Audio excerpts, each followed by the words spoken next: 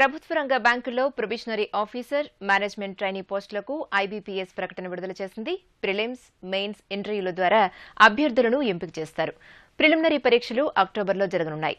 Bank ఉద్యోగమే లక్ష్యంగా పెట్టుకున్న అభ్యర్థులు ఈ అవకాశాన్ని ఎలా వినియోగించుకోవాలి, అందుకు ఎలాంటి ప్రణాళిక అవసరమో గమ్యంలో తెలుసుకుందాం.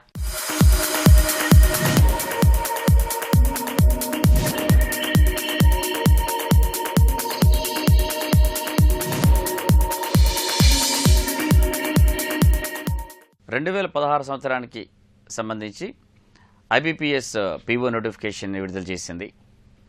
అయితే గతంలో జరిగినటువంటి 2015 ఉమ్మడి రాత పరీక్ష ఐబీపీఎస్ పీఓ ఎగ్జామినేషన్స్తో కంపేర్ చేస్తే చిన్న మార్పులు మనం ఇందులో గమనించవచ్చు. మొదటిసారిగా బ్యాంకుల నుంచి వచ్చినటువంటి ఇండెంట్ ఆధారంగా వేకెన్సీస్ను కూడా ఈ నోటిఫికేషన్లో ఐబీపీఎస్ ప్రకటించింది. 8,822 వేకెన్సీస్ ఉన్నట్టుగా ఇప్పటివరకు అందిన సమాచారం ప్రకారంగా నోటిఫికేషన్లో ప్రకటించారు. అయితే ఎగ్జామినేషన్కి అయిపోయే రిక్రూట్మెంట్ సమయానికి ఇది ఇంకా ఎక్కువగా పెరిగేటువంటి అవకాశం కూడా ఉంటుంది. గత 4-5 సంవత్సరాలుగా జరిగినటువంటి ఉమ్మడి రాత పరీక్షల్ని పరిశీలిస్తే ప్రతి సంవత్సరం దాదాపుగా 25,000 వేకెన్సీస్ని ఈ ఉమ్మడి రాత పరీక్ష ద్వారా ఐబీపీఎస్ భర్తీ చేస్తూ ఉంది. అదే ఈ సంవత్సరం కూడా అంటే 2016 సంవత్సరానికి సంబంధించి నోటిఫికేషన్ అయినప్పటికీ 17-18 ఆర్థిక సంవత్సరానికి ఈ నియామకాలని తీసుకోవడం జరుగుతుంది. సో ఇది ఒక మార్పు. అంటే వేకెన్సీస్ని ప్రకటించడం అనేది ఒక మార్పు. అయితే రాత పరీక్షలో ఉమ్మడి రాత పరీక్షలో గత సంవత్సరం మొదలుపెట్టినటువంటి ప్రిలిమినరీ, మెయిన్ 2 పరీక్షలను మనం చూస్తే మెయిన్ పరీక్షలో చిన్న మార్పులను మనం ఈసారి గమనించవచ్చు. గతంతో పోల్చి చూసుకున్నట్టయితే ఈసారి ఉన్నటువంటి పరీక్షలో సమయాన్ని పెంచారు. 2 గంటల సమయాన్ని 2 గంటల 20 నిమిషాలు చేయడం జరిగింది. అలాగే ప్రతి సెక్షన్లోనూ విడివిడిగా సమయాన్ని కూడా నిర్దేశించడం జరిగింది. సో ప్రీ అలొకేటెడ్ టైమింగ్ని ప్రతి సెక్షన్కి ఇవ్వడం జరిగింది. అంటే అభ్యర్థులు ఆ సెక్షన్లో పర్టికులర్గా పూర్తయ్యేంత వరకు అదే సెక్షన్లో, టైం పూర్తయ్యేంత వరకు అదే సెక్షన్లో ఉండాల్సినటువంటిది. సో ఈ 2 మార్పులు మనం ఈ నోటిఫికేషన్లో మనం గమనించవచ్చు.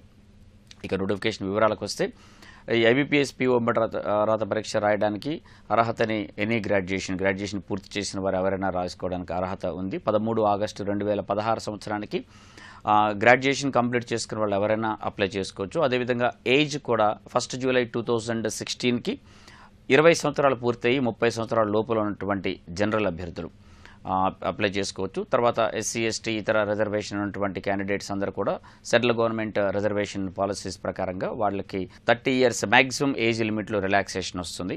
సో దాని ప్రకారంగా వాళ్ళు అప్లై చేసుకోవడానికి ఉంటుంది. అయితే దీన్ని అప్లై చేసుకోవడానికి ఈ నెల 26 జూలై 2016 నుంచి ఆన్లైన్లో మొదలుపెట్టుకొని ఆగస్టు 13వ తారీఖు వరకు 2016 వీళ్ళు ఆన్లైన్లో అప్లై చేసుకోవాల్సి ఉంటుంది. పేమెంట్ కూడా ఆన్లైన్లోనే చేయాల్సి ఉంటుంది.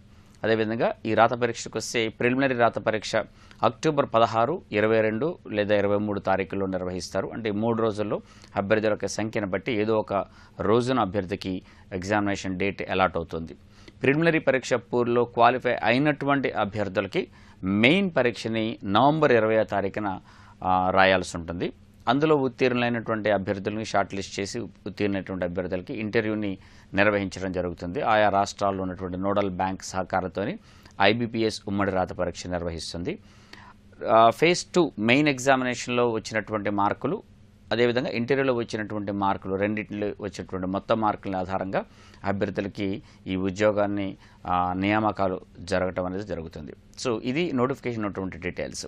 అలాగే ఈ నోటిఫికేషన్ ఈ పరీక్షకి ప్రిపేర్ అవ్వడానికి మనం ఒకసారి పరీక్ష విధానాన్ని పరిశీలిస్తే ప్రిలిమినరీ, మెయిన్ 2 పరీక్షలు ఇందులో ఉన్నాయి. ప్రిలిమినరీ ఎగ్జామినేషన్లో 3 subjects quantitative aptitude, reasoning, general English.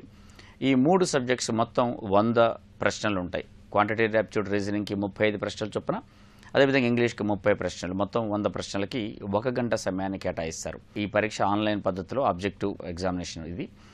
దీంట్లో ఉత్తీర్ణమైనటువంటి అభ్యర్థులు మెయిన్ ఎగ్జామినేషన్ రాయాల్సి ఉంటుంది. ఇక మెయిన్ ఎగ్జామినేషన్లో మనం పరిశీలిస్తే ఇందులో 5 సెక్షన్స్ ఉంటాయి, 5 విభాగాలు ఉంటాయి. Quantitative aptitude, reasoning, English, general awareness and computer knowledge. ఈ 5 సెక్షన్స్ మొత్తాన్ని కలిపి 200 ప్రశ్నలు, 200 మార్కులతోని.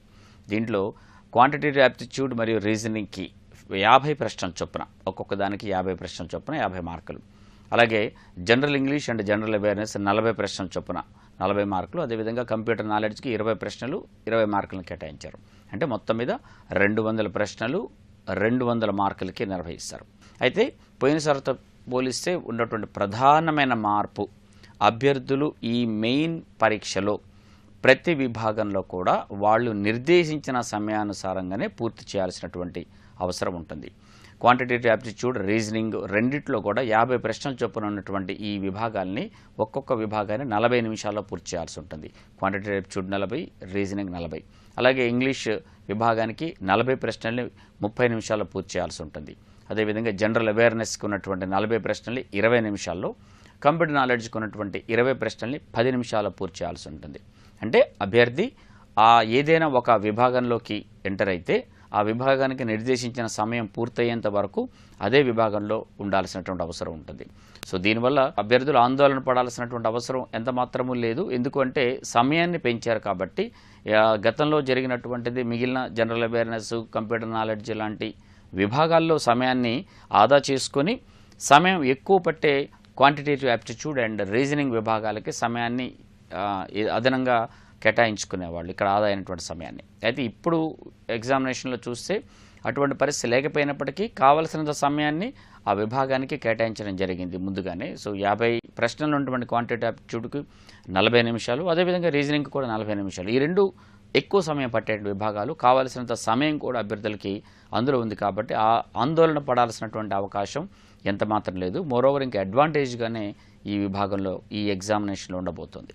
అయితే అభ్యర్థులు గమనించాల్సిన ఈ 2 ఆన్లైన్ పరీక్షలు కూడా ఆబ్జెక్టివ్ తరహాలో ఆన్లైన్ పద్ధతిలోనే కండక్ట్ చేయడం జరుగుతుంది.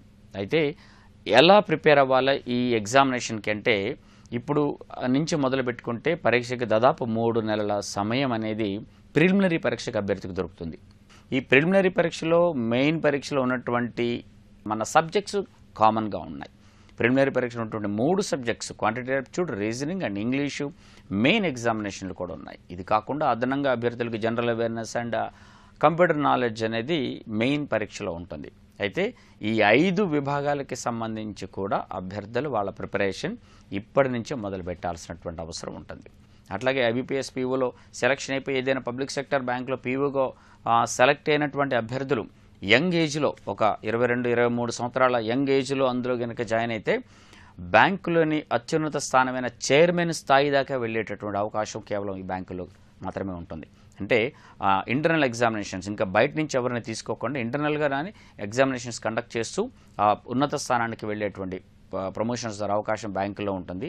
అత్యున్నత స్థానానికి వెళ్ళే అవకాశం ఉంటుంది. కాబట్టి ఇప్పుడే ఫ్రెష్గా గ్రాడ్యుయేషన్ కంప్లీట్ చేసినటువంటి క్యాండిడేట్స్ అభ్యర్థులందరూ కూడా ఈ పరీక్షను బాగా అర్థం చేసుకొని 3 నెలల సమయంలో ప్రిపేర్ బాగా అయ్యారంటే ఎగ్జామినేషన్లో సక్సెస్ అవ్వడానికి ఈ 3 నెలల సమయం సరిగ్గా సరిపోతుంది. అంతకుమించి పెద్దగా సమయం కూడా అక్కర్లేదు. ఈ 3 నెలల సమయం సరిగ్గా ఉపయోగించుకుంటే చక్కని ఉద్యోగం, దాదాపుగా 60,000 దాకా జీతాలు వచ్చేటువంటి సెక్యూర్డ్ జాబ్ ఉన్నటువంటి ఈ జాబ్ తెచ్చుకోవడానికి అవకాశాలు ఆల్వేస్ అందరికీ ఉంటాయి. భారత్ సంచార్ నిగమ్